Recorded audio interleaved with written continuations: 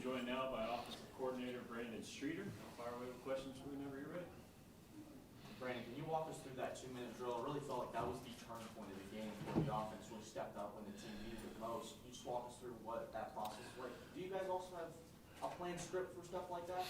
Yeah, absolutely. Each week we talk about 2-minute, just because it's an important situation, that we have to be aware of, and fortunately for us on offense, it's been a really confidence boost for our guys. I mean, they've done a really good job of creating points in those situations for the most part. I think we had one that we stalled out on earlier in the season, but it's something that we work on each week. We talk about it, and a lot of times when you run those type of situations and you're in a 2-minute situation, our guys can get into rhythm and get into a tempo that is faster than normal, obviously, and allows them to play fast and not have to think too much. And so I know DJ is very confident in those situations, and so we just ran some base plays and guys made them, and whether it was in the run game or in the pass game. So it was fun to see, and it was definitely something that was needed to go into the half, going up and having some momentum coming into the third quarter, and then obviously coming back in the third quarter did a good job of our defense stopped them, and they punted to us, and then we scored. So it was a big confidence boost. We saw that DJ led the team in rushing yards.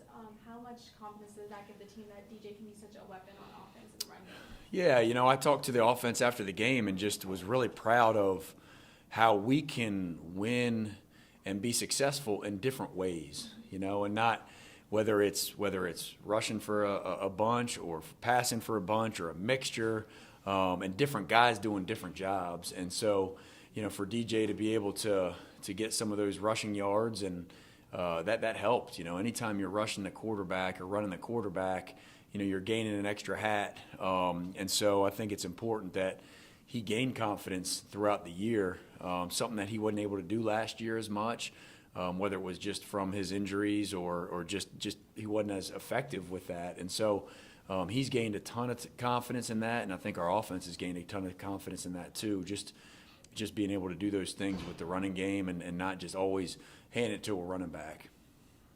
That last play where he scores a touchdown, he's smiling going into the end zone. Is he really? Yeah. I was too. It was that. Yeah. It was a different kind of play. Yes, it was. It was something that, first off, we were able to, have them use all of their timeouts. So we knew they didn't have any more timeouts left. So we didn't want to throw the ball, risk of, having an incompletion and stopping the clock. And Coach Sweeney had a great idea of just, hey, let's get under center, make it look like we're going to really run that ball, right at them. And they were really over pursuing and really, attacking the ball carrier a lot. And so, DJ did a great job of being patient and kind of selling that handoff, and then came out the edge. And a couple guys, I think even Joseph Ngata did a good job of suggesting, hey, why don't I just run an over route? Maybe my corner will run with me and get him out of there. And that worked as well. And so it was really fun to watch, these guys finish like that. And I keep saying it, but I told the offense again, man, just whenever our backs are against the wall, when we need something, we need a score, we're finding a way to manufacture that score. And we've just got confidence in a lot of those situations.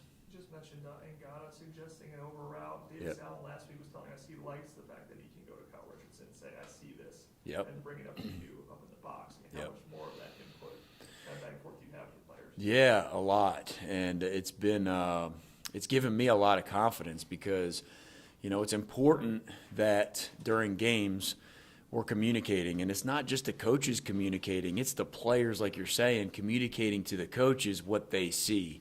And obviously, we can't run everything, but there's a lot of times that they see some things that we might not have seen or thought about, and it might just be a little tweak here or there that can make a difference in a game. And so those suggestions are very critical because I trust those guys. I trust those guys, out there on the field, and they're giving a lot of good feedback. So that's helped a lot. Is that something you made an emphasis coming into the year, like, hey guys, if I'm telling you that, don't tell me Well, yeah, I think it's something that I think it gives them confidence in the coaching staff when you can ask for suggestions from them, and it gets them more involved. And whether they're guys that are playing on the field or guys, we have a lot of guys on the sidelines that are watching a lot of things, whether it's the quarterbacks watching certain things, tight ends watching things, any position, they're watching too. And so when they give us those suggestions, it's something that we're definitely considering and adapting into that offense of scheme. So it makes it fun, and it makes it neat for everybody to be involved in other ways, not just being out on the field, but just, being on the sideline and giving us some of those thoughts too. So how often does Dabo step in and talk to you about certain plays, or just say, hey, this is what we're going to run? Yeah, I mean, there's no doubt, he's a big part of this thing. I mean, he's always been a big part of it, and things that he believes in and things that he sees as a head coach in a different perspective, and just so there's definitely suggestions and thoughts throughout the game that we do, and it's been a big help, in a lot of different ways of, his suggestions and things that he believes in has really helped us in a lot of ways too. So I think the camaraderie of our staff has been very, very good, and that's something that was very important for us coming into the spring.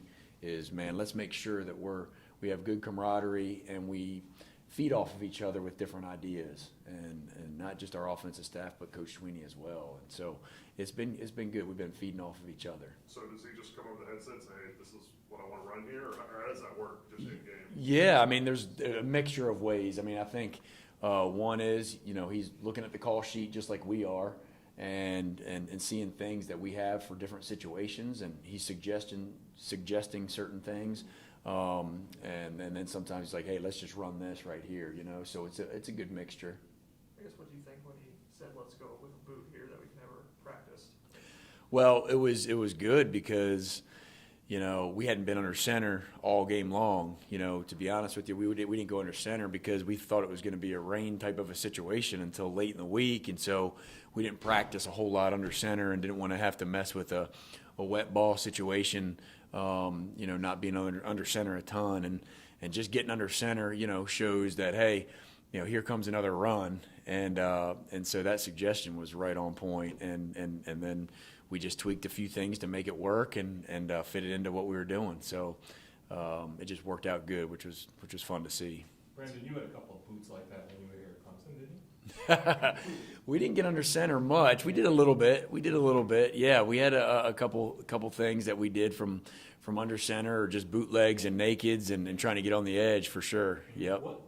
What does Boston College's defense present to you guys this week? Yeah, Boston College is always a tough physical football team. That's the first thing that comes to mind as I think of Boston College. That's what they take pride in, and that's why, they're a tough unit, and so.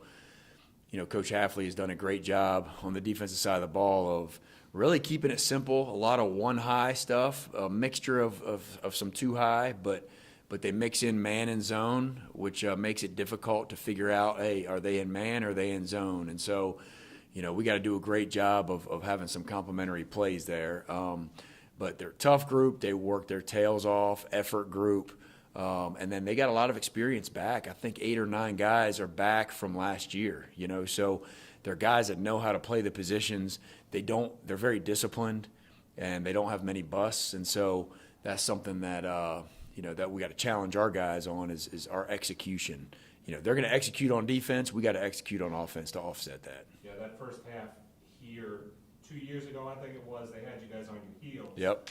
But you were able to kind of come back and find ways.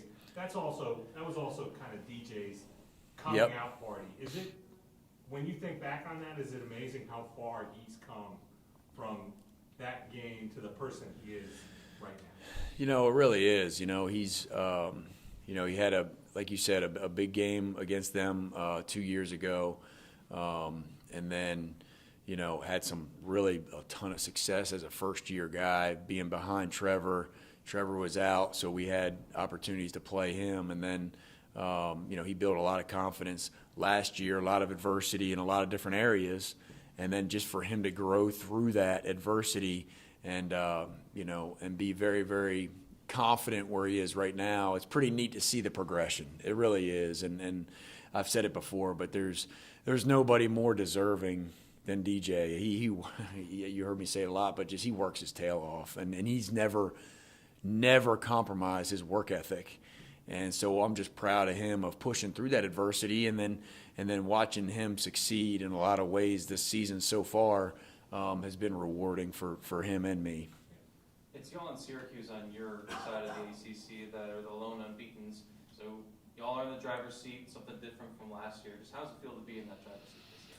Well, it's good. I mean, it's always good to be in the driver's seat. You play 2 big games these last 2 weeks that were critical for us to get into that driver's seat and for us to gain that confidence to play in a game at Wake Forest in double overtime and win that type of situation. And then this past week, another top 10 opponent in a big environment. And to win that situation as well just gives us more and more confidence. And now the key is going to be continue to trust the process and trust the fact that, hey, it's all about us, and it doesn't matter who we're playing, to be honest with you. It's about Clemson, and it's about us taking care of ourselves and making sure that, we're prepared in the same way each and every week. And we know what college football looks like. You look around the country these first 4 or 5 weeks, and there's so many, situations where, if guys aren't ready to play or if guys, don't take one game at a time, it comes back and bites them. So that's the big theme for us throughout the whole year is we're playing Clemson every single week, and it's all about us. Ran a lot of catches from the tight ends the last couple of weeks. Yeah. Is that strictly a defense thing, or what you say in the defense, or has there been a more concerted effort to get those guys the ball? It's really a combination. It's a combination of finding matchups, and it's a combination of just having confidence in those guys and lining them up in different ways. Whether they're coming out of the backfield making plays in the passing game or they're lined out wide making plays in the passing game. And so, my confidence just continues to grow in that room and what they've become as players. And it allows, we've done a good job, I feel like, as an offense of spreading the ball around. It's not just one guy or one position getting all the catches or, and so I think I think that makes it harder for the defense to defend, when you have, different positions making plays each and every game. And so that's been a lot of fun. You guys have had some 2-by-2 sets where you've had Jake and Davis both lined up in the slot at the same time. Is putting them in the slot, is that something that you wanted to do more? Yeah, again, matchups is a big thing, and then whenever we get into those sets, we're in 12 personnel, so 2 tight ends, 2 receivers, and 1 running back, and a lot of times people are conventional and just get them in the backfield. The tight ends are just in the backfield, but now we have been able to line them up in different spots, and so whether it's in the slot or outside, creating those matchups with those big bodies, that's hard to cover, and it takes away tendencies too, and so just being able to grow those packages each and every week has been fun as an offensive staff. So last week we heard from Kyle Richardson that there's even an emphasis on third down where his group and some coaches looked at third down and another group of coaches looked at second down, first down. Why do you split it up that way? Looking at certain situations, certain personnel groups, what specifically do you gain by having different groups of coaches looking at those? Yeah, you talking about as we game plan?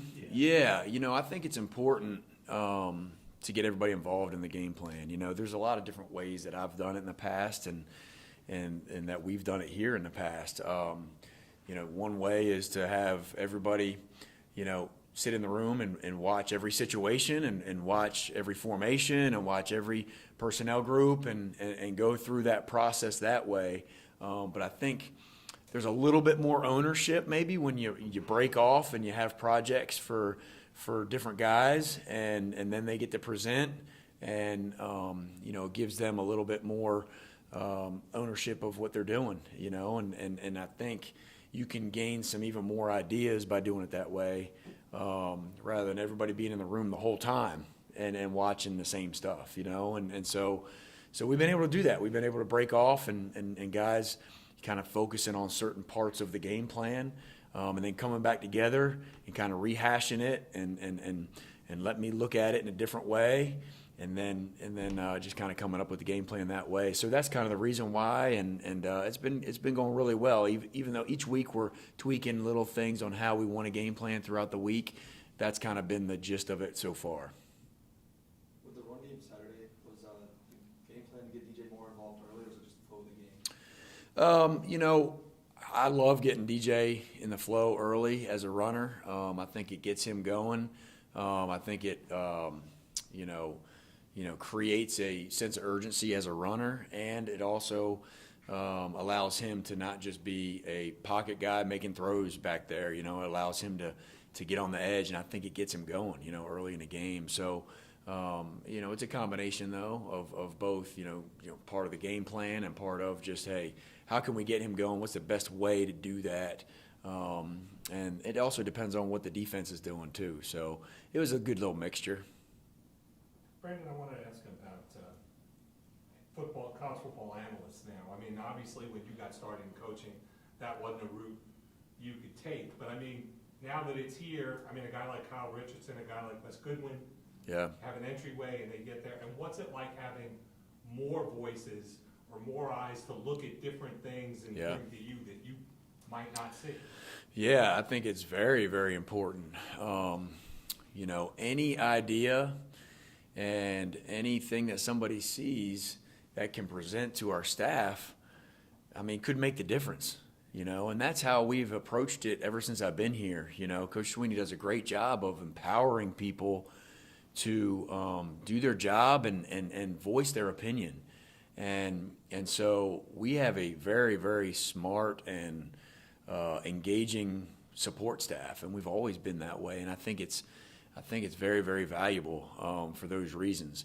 And so, I look back at my days when I was at Liberty and was at Richmond, and it was the 5 full-time offensive coaches and 1 GA, and times have changed. And it's been a good thing. It's been a good change. It's given guys opportunities to share those thoughts and share those opinions.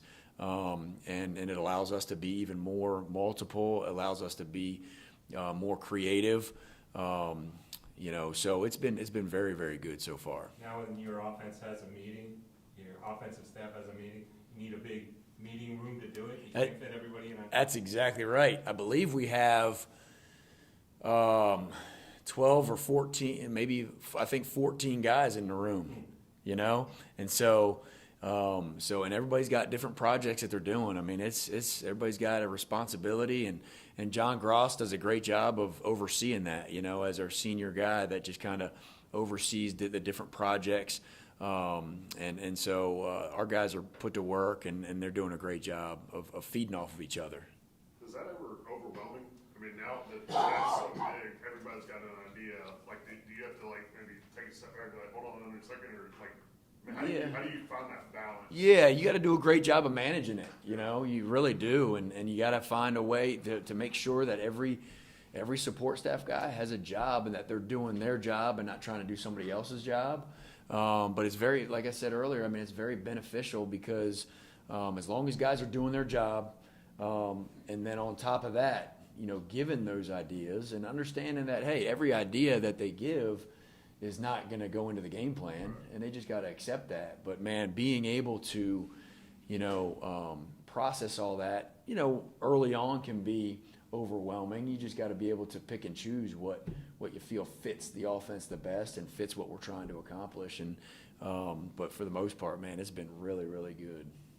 It's just looking back at the DJ to Shipley play on the sideline. It looked like DJ really worked through his progressions, and there was the tackles really give him great pocket. I mean, how different is that with DJ, just his ability to stay focused down the field and work through his progression? Well, his confidence in the pocket has grown tremendously from last year to this year, and for a variety of reasons. But man, he trusts his protection. I mean, we haven't given up a sack. I think, in the last 2 games, right? So, I mean, that's a big time confidence booster for a quarterback to just have that much, confidence in his offensive line and running backs as they're protecting and tight ends as they're protecting. And so he is feeling comfortable in the pocket, and it was great to see him just go through his progression. And heck, that was the 5th guy for his progression. So he went through a full field read right there. And then it was really awesome to see Shipley just make a play right there and show everybody that there is no question this kid is not just dynamic when you hand him the ball, but he's dynamic outside of the pocket and as a pass threat. And so for them to be on the same page was really, really neat to see. And Shipley turned that thing into like a little bit of a wheel route. Just awesome to see. So I think they're just growing in that way too, just like as far as guys, in the pass game, if things aren't happening right away, of adjusting, whether it's a scramble drill or something like that, and that's kind of what that ended up being. Did you know right away that the referees were reviewing a knee down situation? Because it looked like the ball got away from Will at the end and then flipped out of bounds. Yeah, I did not know that he, it was close to a fumble situation. I didn't. I thought it might have been him down at the 1 is what ended up being the call. So we're just trying to get ready for that next call if it was down at the 1 yard line, which we had to get. And so, at first I didn't know it was close, so ball security is something that, we've been fortunate a couple times. I think Davis Allen had another one that was close. They blew it dead because of forward progress. But we got to continue to emphasize, that ball security and finishing.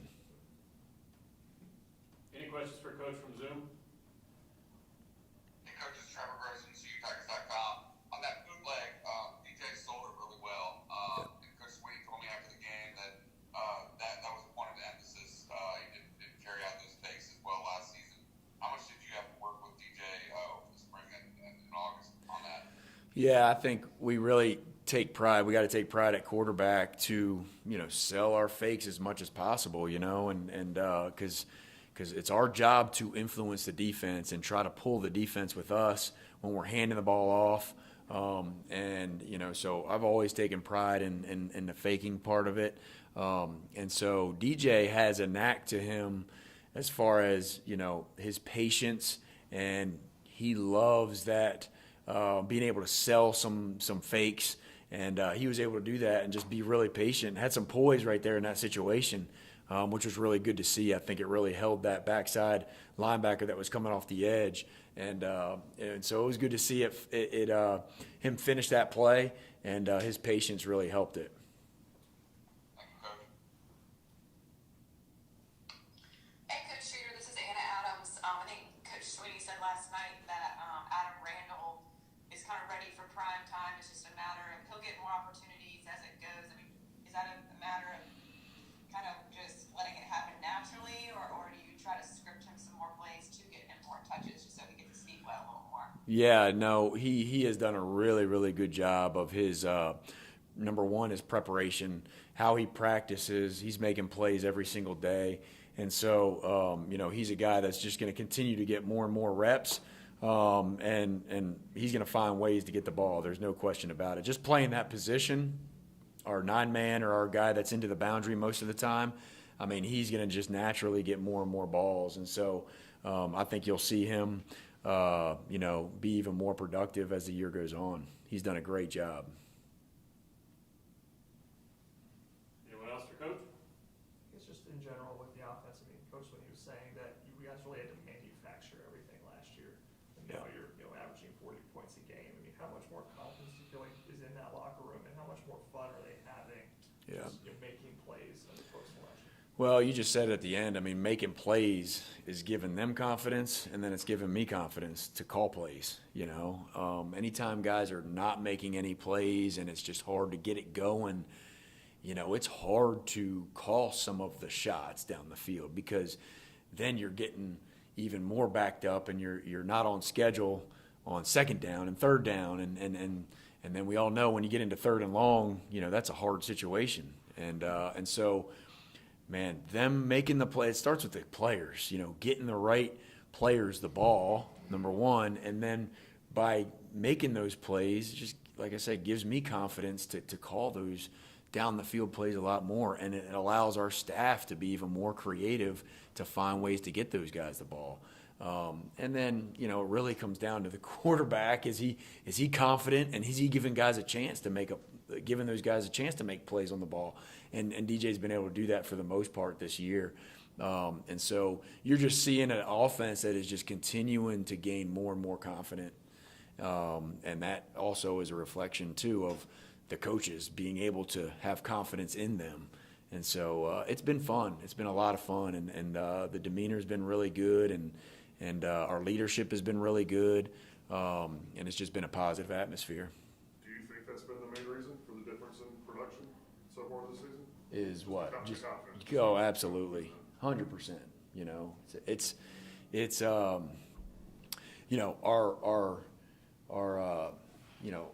lineup and our personnel has been pretty consistent, which is totally different than last year. We had changes every week, whether it would be at receiver or offensive line and so that has been a constant, which has allowed some confidence for the quarterback and for other positions as well. And so anytime you have that constant, you're going to be able to be more confident, and you're going to be able to make more plays, and that's what those guys are doing. All right, thank you, Coach. All right, thank you guys. Thank you.